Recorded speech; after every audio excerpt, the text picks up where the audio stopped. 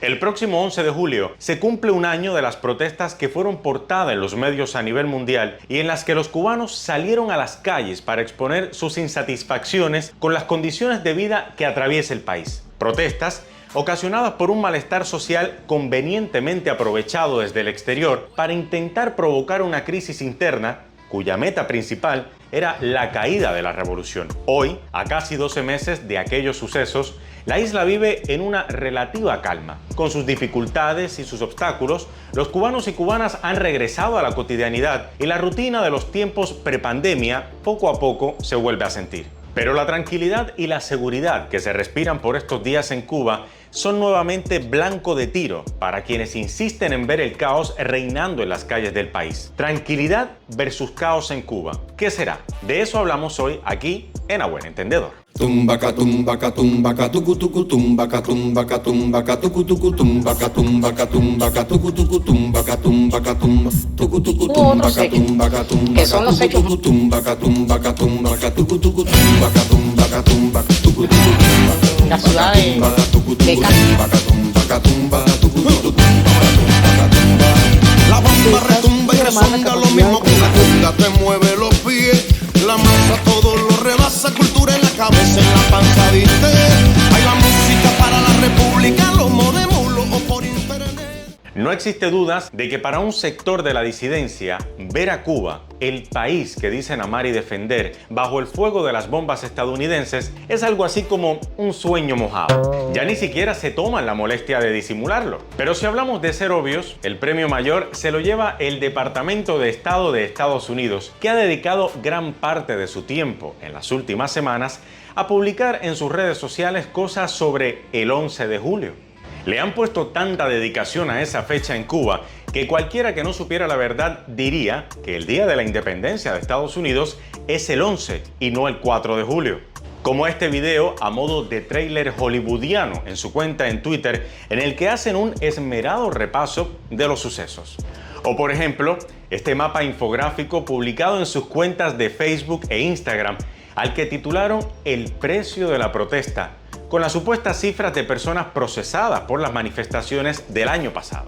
Tan repetido es el libreto que cuentas, en su mayoría desde el exterior, han vuelto a utilizar las mismas etiquetas que fueron tendencia el año pasado y con las que hoy buscan nuevamente dar la impresión de ingobernabilidad y desorden en el país. Denunciar el supuesto colapso de hospitales y centros de salud tampoco pasa de moda. ¿Recuerdan ustedes el SOS Matanzas? Ahora bien, lo cierto es que todo lo que han intentado hasta ahora no ha logrado, como dicen ellos, prender las calles de Cuba, y por eso la campaña de desinformación se ha movido a otras esferas de la sociedad.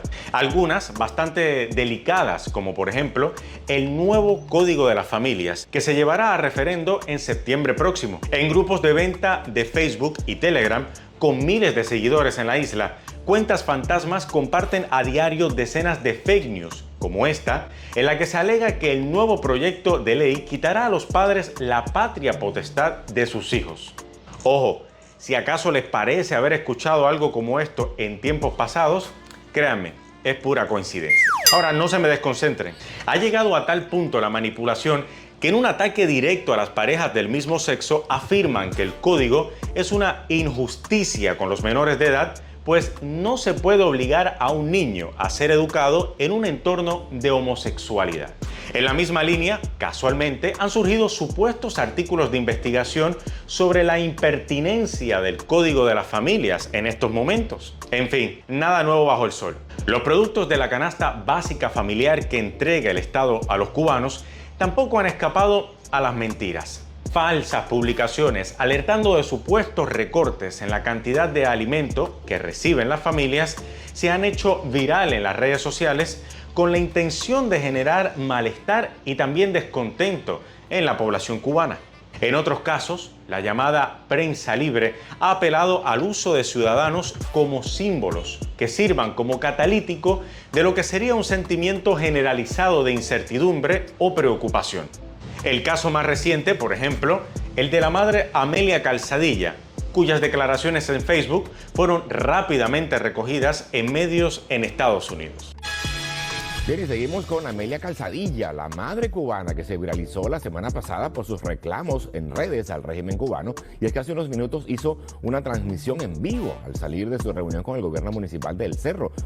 Otro aspecto que han sumado a las campañas contra el gobierno de Cuba por estos días es la migración, generada por la difícil situación económica que vive la isla y que en gran medida es producto del asfixiante bloqueo estadounidense y del incumplimiento de los acuerdos migratorios por parte de Washington. Sin reparar en los daños que provoca la injusta y arbitraria política de Estados Unidos contra la isla, quienes hacen campaña contra el gobierno culpan de la migración a una supuesta expulsión de los cubanos de sus tierras. Y como una cosa lleva a la otra, situaciones de violencia que no se veían en Cuba hace mucho tiempo han vuelto a ser noticia en fechas recientes, como el ataque registrado a inicios de junio en el que resultó herido de bala un agente guardafronteras de Cuba por personas dedicadas al trasiego ilegal de personas.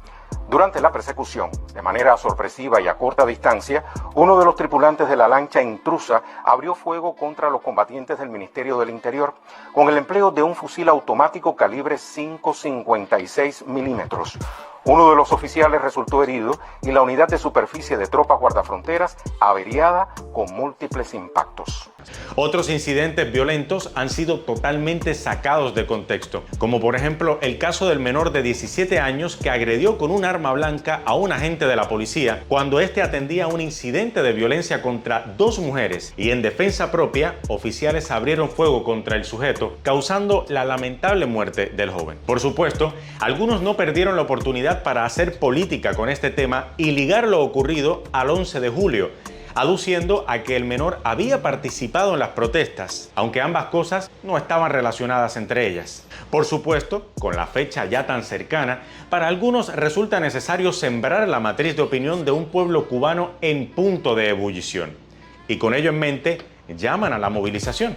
Desde la administración del presidente Joe Biden también trabajan activamente para evitar que muera el tema del 11 de julio. Por eso, la Embajada de Estados Unidos en La Habana hacen fiestas y compran grandes cargamentos de cerveza para celebrar con los disidentes cubanos, como ocurrió hace tan solo unos días atrás. Debe ser por esa regla general que tienen ellos de seguir echándole leña al fuego.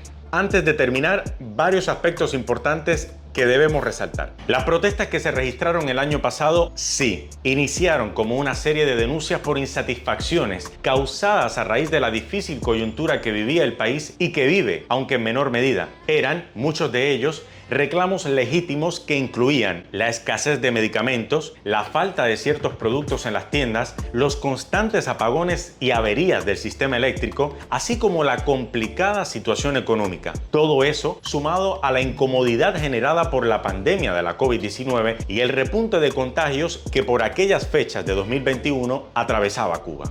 Pero el cariz violento que tomaron las movilizaciones no era algo que buscaban la mayoría de los que salieron a protestar.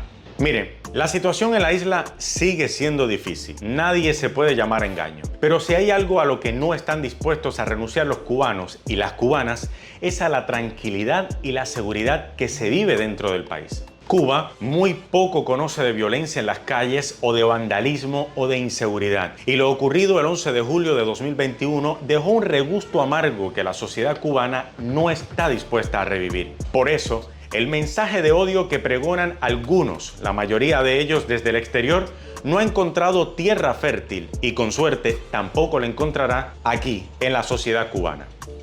Pero la verdad es que esa Cuba que se quiso mostrar el 11 de julio, esa Cuba en la que se tiró Cuba para la calle y todo el mundo quiere violencia y todo el mundo quiere agresividad y todo el mundo quiere que salga a matar y a cambiarlo todo así porque sí, porque se dicta de Miami, pues yo creo que no, que ese no es el caso. Yo creo que incluso los que piensan diferente, cuando tú conversas con ellos te dicen, sí, yo no pienso igual, pero yo quiero mi Cuba, o sea, con la seguridad que se vive en Cuba. Y ¿qué tú crees de una invasión a Cuba? De hecho, no, espérate un momentico. Exacto. Cuando me toquen a los míos estoy ahí. A buen entendedor, pocas palabras bastan. Hasta la próxima.